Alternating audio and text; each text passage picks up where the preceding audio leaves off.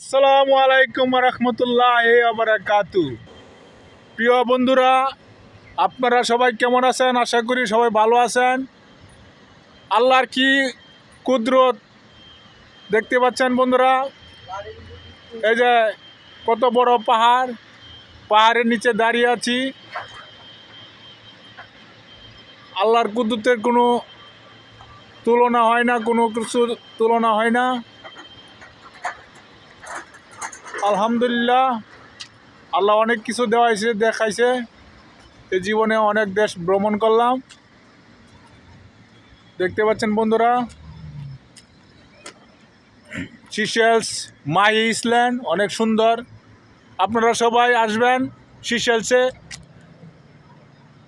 এসে এনজয় করে যাবেন। দেখছেন গাছপালা, পাহাড় পর্বত অনেক সুন্দর। Welcome to Seychelles everyone.